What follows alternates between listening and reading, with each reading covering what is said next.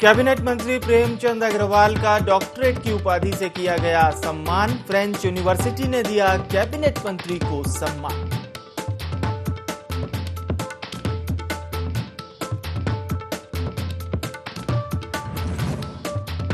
उत्तराखंड में झमाझम बारिश से लोगों को मिली गर्मी से राहत। अगले 2 दिन तक मौसम विभाग ने किया येलो अलर्ट जारी।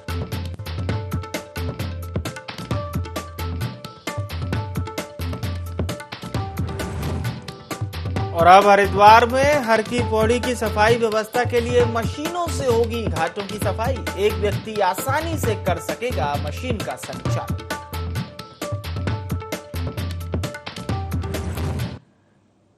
नमस्कार, देवभूमि लाइव में आप सभी का बहुत स्वागत है। मैं हूं विवेक पांडे, आपके साथ खबरें उत्तराखंड की।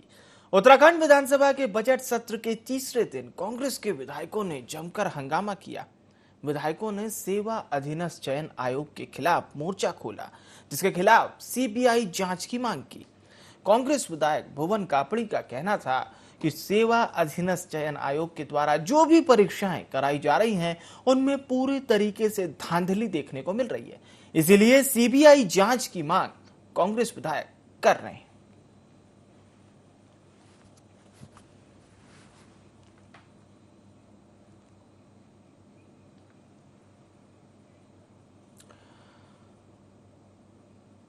रुड़की में हिमालयी क्षेत्र में ग्लेशियर झील की वजह से आने वाली बाढ़ और अन्य भूस्खलन आपदाओं पर एक राष्ट्रीय स्तर का सेमिनार आयोजित किया गया, जिसमें आईआईटी रुड़की के प्रोफेसर और जल संसाधन विभाग से कई एक्सपर्ट्स शामिल हुए।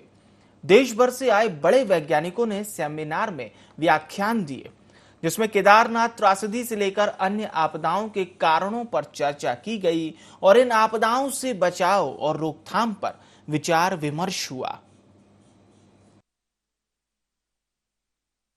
रिसेंटली जिसमें एनटीपीसी का थर्मल प्लांट पावर प्लांट भी नुकसान हुआ था।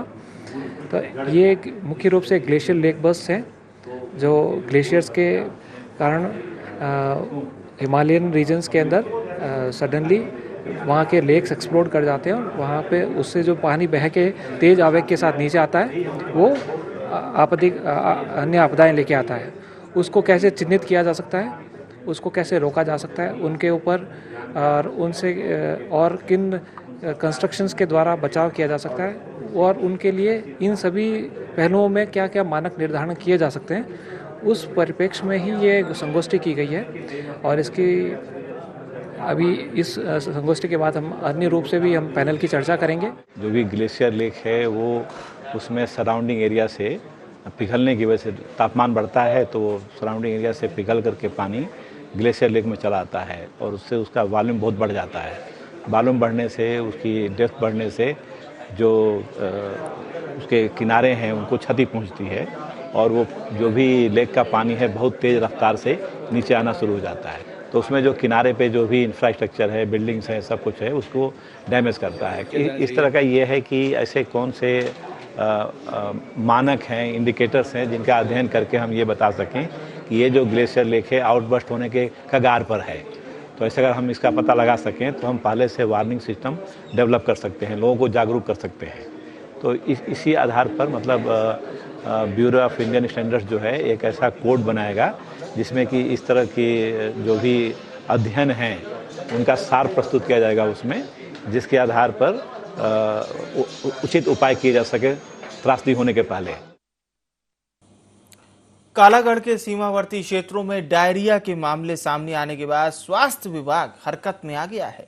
अफजलगढ़ थाना क्षेत्र के गांव में तीसरे दिन भी एंटी लार्वा फॉगिंग और सफाई अभियान चलाया गया। गांव में फैली गंदगी को जेसीबी की मदद से हटाया गया। वहीं संक्रमण फैलने पर स्वास्थ्य विभाग ने एक एडवाइजरी भी जारी की, जिसमें लोगों से कॉर्बेट के पके आम न खाने, गुनगुने और नींबू पानी पीने के साथ ही कुछ समय के लिए बाहर का खाना न खाने की सलाह दी गई है।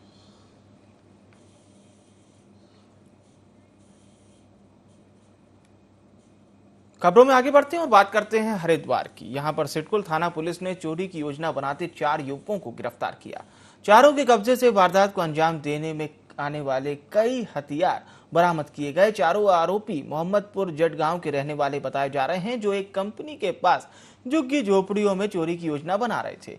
पुलिस ने चारों को घेराबंदी कर पकड़ने में सफलता हासिल की।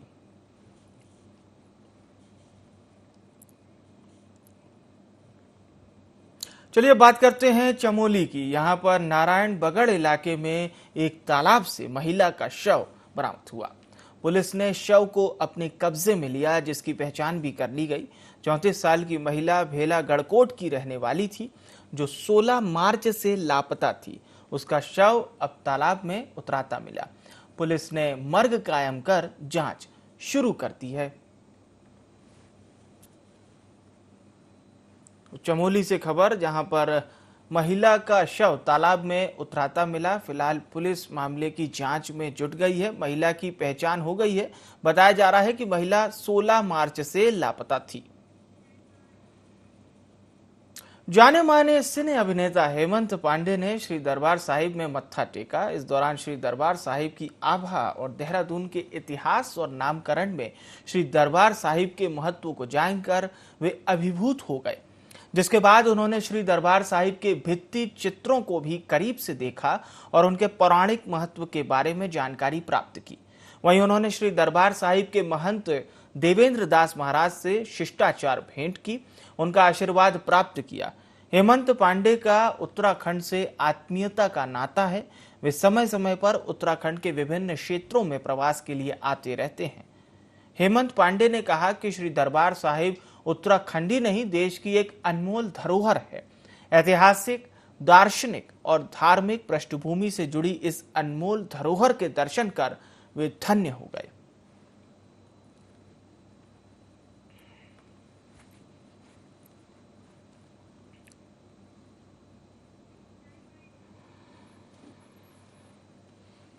कालाढूंगी में जिलाध्यक्ष तारा चंद्र घिल्डियाल की अध्यक्षता में लेखपाल संघ की एक बैठक हुई। जिले भर से आए लेखपालों ने कार्यक्षेत्र से अतिरिक्त सर्किल हटाए जाने की मांग की। जिला अध्यक्ष ने बताया कि तहसीलों में लेखपाल की कमी है, जिसके कारण एक लेखपाल के पास 2 से 3 सर्किल हैं, जो लेखपालों की परेशानी का सबब बना हुआ है। अगर सरकार 10 दिनों के भीतर नहीं मानती है तो अतिरिक्त सर्किल के काम का बहिष्कार किया जाएगा।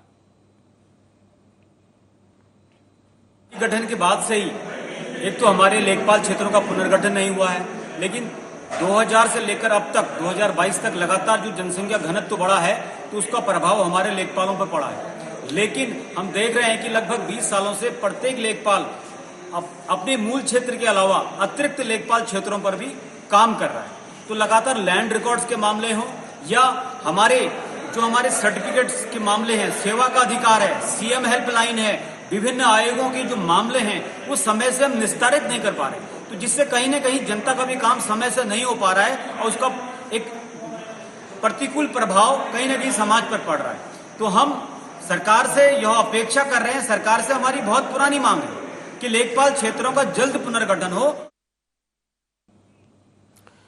देहरादून के खोदरी पावर हाउस की मशीन में अचानक आग लग गई। सूचना मिलते ही दमकल की टीम मौके पर पहुंची। 2 घंटे की कड़ी मशक्कत के बाद आग पर काबू पाया जा सका। जानकारी मिलते ही अधिकारियों ने मौके पर पहुंचकर स्थिति का जायजा लिया। यमुना वैली के जनरल मैनेजर मोहम्मद गुलफिशा ने बताया कि आग में एक मशीन जल गई है, 3 मशीनें सुरक्षित हैं। आग लगने के कारणों का पता लगाया जा रहा है।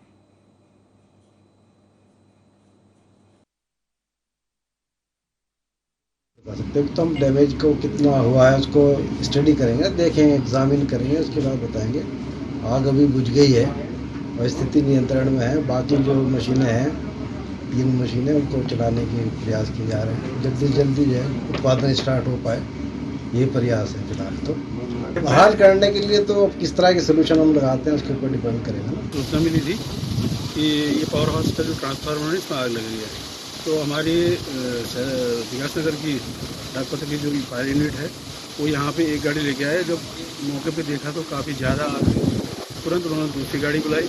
मेरे द्वारा सेलाकुई फायर स्टेशन से और देहरादून फायर स्टेशन से एक फायर टेंडर और भेजा गया। उनका जो हाइड्रेंट था उसमें उसने थोड़ा देर तक कार्य किया और काफ़ी हद तक आग को कंट्रोल करके आग को पूर्ण रूप से बुझा दिया गया। आग का नुकसान तो अभी जांच के उपरांत बताया जाएगा। अभी तो संभावना ये हो रही कि अंदर इनका कोई डक्ट था जिसमें शॉर्ट सर्किट हुआ और धमाका होने से वो ट्रांसफार्मर में आग लगी।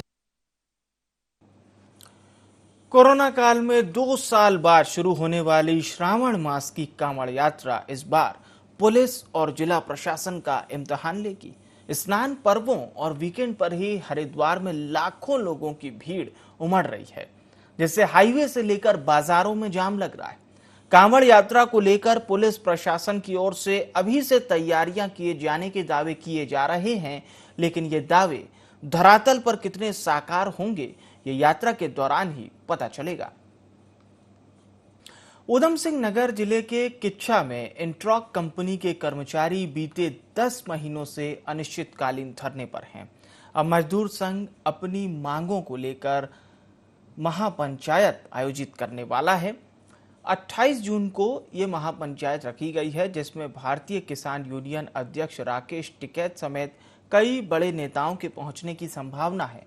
कर्मचारियों का कहना है कि उत्तराखंड सरकार 30 मई को ही कंपनी की तालाबंदी गैरकानूनी घोषित कर चुकी है। बावजूद इसके श्रम विभाग और जिला प्रशासन तालाबंदी खत्म कर मजदूरों की काम पर वापसी नहीं करवा रहा है। महीनों का वेतन न मिलने से मजदूर बेहद परेशान हैं।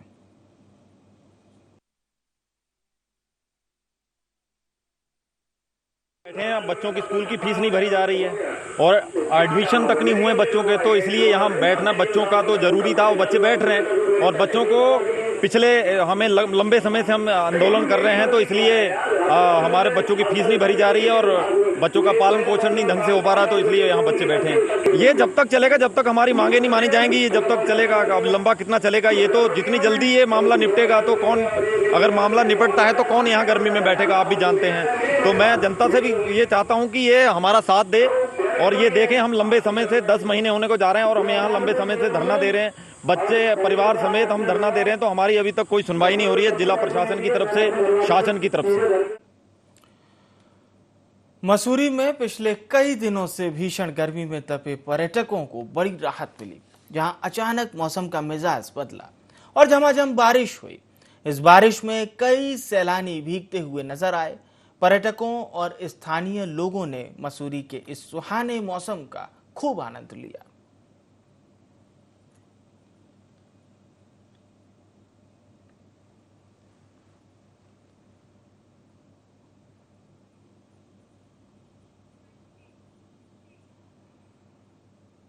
मोदी सरकार के 8 साल पूरे होने के उपलक्ष्य में नैनीताल के रानीखेत में भाजपा ने एक बाइक रैली निकाली। इस दौरान मोदी सरकार की उपलब्धियों को भी बताया गया। साथ ही पूर्व राज्य मंत्री कैलाश पंत ने बैठक कर कार्यकर्ताओं को केंद्र सरकार की योजनाओं की जानकारी दी और योजनाओं को गांव-गांव तक पहुंचाने की बात कही।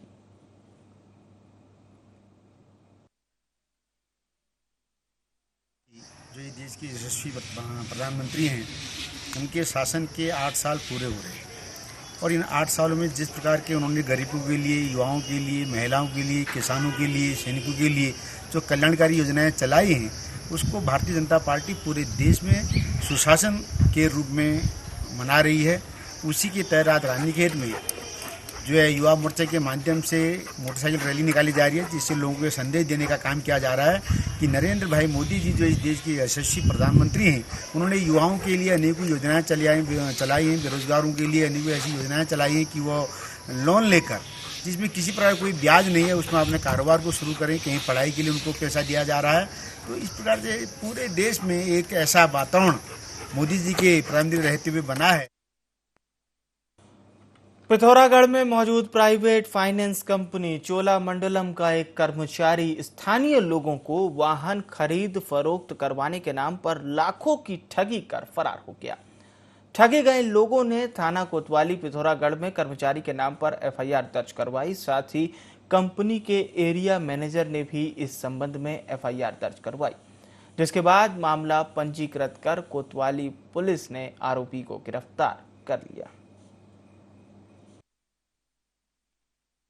एक मुकदमा हमारे कोतवाली पिथौरागढ़ में पंजीकृत किया गया था, जिसमें चोलमंडलम फाइनेंस कंपनी के जो एरिया बिजनेस मैनेजर हैं, उन्होंने ये तहरीर दी थी कि उन्हीं के एक कर्मचारी के द्वारा जो इन्वेस्टर्स हैं उनको लोन के नाम पर उनसे पैसे लिए तथा उनका पैसा लेके वो गायब हो गया है।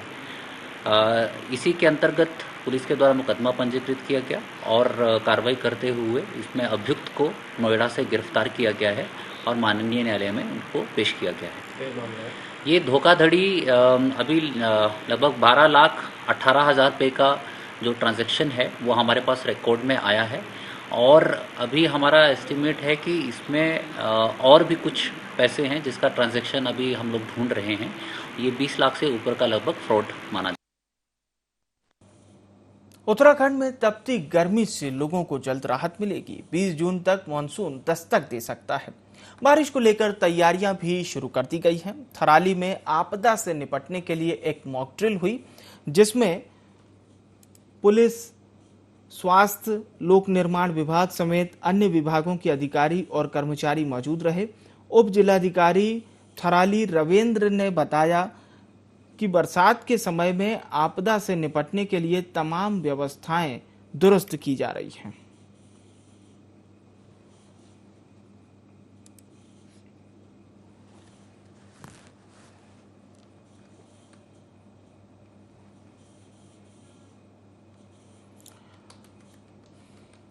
उत्तराखंड में विधानसभा का बजट सत्र चल रहा है। विधानसभा में पेश हुए बजट को मुख्यमंत्री पुष्कर सिंह धामी ने राज्य के अनुरूप बताया।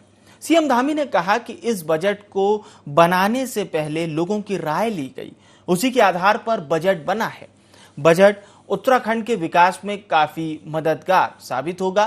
साथ ही सरकार ने जनता से जो वादे किए हैं उन्हें पूरा करने में भी ये बजट अहम साबित होगा। देखिए, इस बात पे कोई सरकार बुरा नहीं मानने वाली है।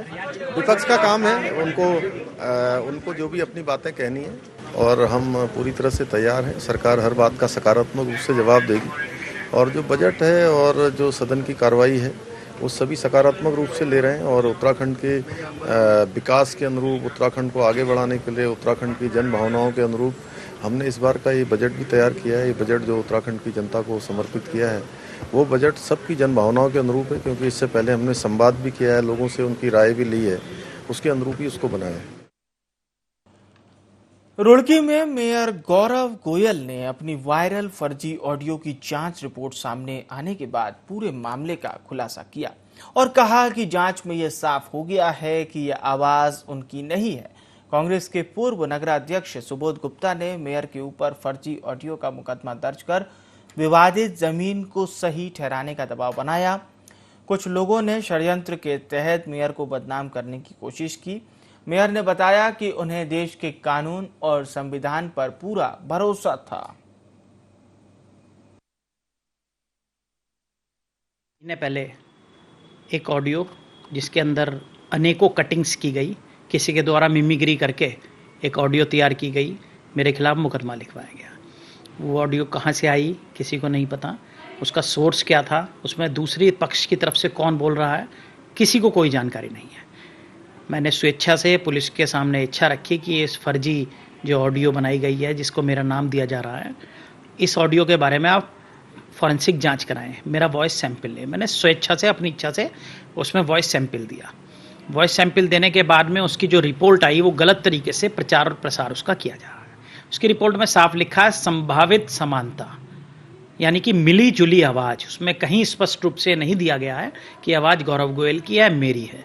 निश्चित रूप से जिसने मिमिक्री करी है उसकी आवाज़ को समान संभावित आवाज़ बताया है फॉरेंसिक रिपोर्ट ने, यानी कि मिली जुली आवाज़ बताया है, जिसके अंदर अनेकों 15 से 20 क्लिपिंग ऐसी हैं जो बना करके उसके अंदर जोड़ी गई हैं, मिमिक्री करके आवाज़ बना करके उसके अंदर जोड़ी गई हैं। मैंने स्वेच्छा से वॉइस सैंपल दिया है और मुझे कानून पर पूर्ण विश्वास है कि इसमें निष्पक्ष जांच होगी और कानून इसमें अपना काम करेगा। लोहाघाट में नेपाल सीमा से लगे चौडला गांव के रहने वाले एक व्यक्ति की जहरीला पदार्थ खाने से मौत हो गई। 36 साल के हयात राम की इलाज के दौरान मौत हो गई। फिलहाल जहरीला पदार्थ खाने के कारणों का पता नहीं चल सका है। मृतक दिल्ली में नौकरी कर रहा था, जो पिछले 2 महीने से अपने गांव आया हुआ था। फिलहाल पुलिस मामले की जांच में जुट गई है। पॉइजनिंग का केस आया, ब्लड डेथ था वो। डॉक्टर कीर्तिका सती द्वारा देखा गया है। पंचेश्वर कोतवाली पंचेश्वर के हैं ये। इनका गाँव चौटला पड़ता है, नाम हयात सिंह है, 36 है। पीएम कार्रवाई के लिए पंचनामा नहीं आया है। जैसे पंचनामा आ जाएगा, डॉक्टर बोला हमारे बहुत देर से वेट कर रहे हैं, डीएम कर रहे हैं।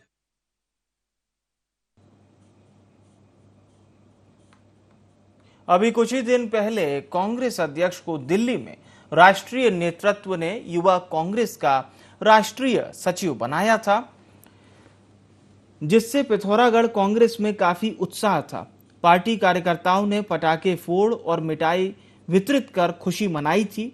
राष्ट्रीय सचिव बनने के बाद जब पहली बार ऋषेंद्र महर का पिथौरागढ़ आगमन हुआ, तब विशाल गाड़ियों की रैली निकालकर खुशियां मनाई गई। पिथौरागढ़ विधायक मयूख मेहर ने भी उन्हें बधाई दी और इसे कांग्रेस पार्टी का सही निर्णय बताया। वहीं आगे के उज्जवल भविष्य के लिए ऋषेंद्र मेहर को अपनी शुभकामनाएं प्रेषित की।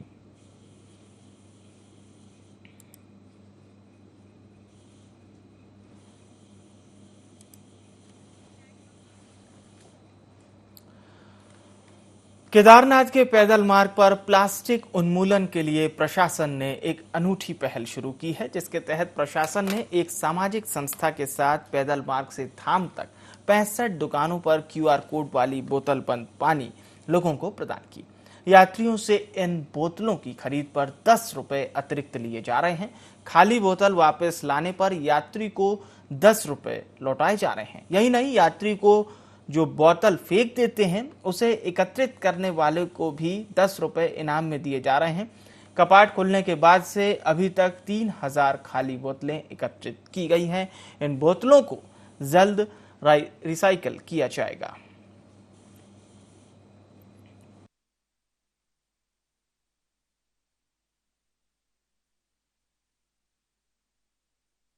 एक पायलट प्रोजेक्ट हमने एक ऑर्गेनाइजेशन के साथ रन किया है, जिसमें यात्री को 10 रुपये देने पड़ते हैं अगर वो बॉटल पे क्यूआर कोड होता है, और बॉटल यूज़ करके वापस अगर कलेक्शन पॉइंट पर डिपॉजिट करे तो उसको वापस वो रुपये प्राप्त हो जाते हैं। इसमें कोई भी व्यक्ति अगर कोई ग्राउंड पे ऐसी पड़ी बोतल मिले तो उसको भी कलेक्ट करने के लिए भेज सकता है। इससे एक तरीके की इकोनॉमी जनरेट होती है और हमारा जो वेस्ट है वो ऑटोमेटिकली कलेक्शन पॉइंट पर पहुँच जाता है।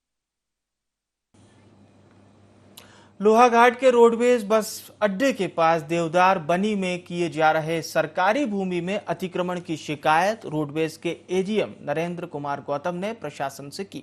मामले का संज्ञान लेते हुए लोहाघाट की एसडीएम रिंकू बिष्ट ने अतिक्रमण को ध्वस्त करने के आदेश दिए, जिसके बाद लोहाघाट के तहसीलदार विजय गोस्वामी के नेतृत्व में राजस्व विभाग, नगर पालिका और पुलिस की टीम मौके पर पहुंची और देवदार बनी में टैक्सी स्टैंड के लिए प्रस्तावित सरकारी भूमि में किए जा रहे अतिक्रमण को टीम के द्वारा ध्वस्त किया गया।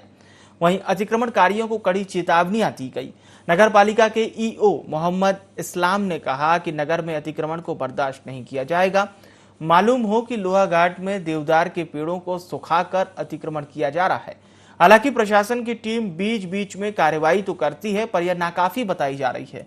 अतिक्रमणकारियों के द्वारा सैकड़ों देवदार के पेड़ों पर कील ठोककर या तेजाब डालकर इसे सुखा दिया गया है और वन विभाग मानो सोया पड़ा है।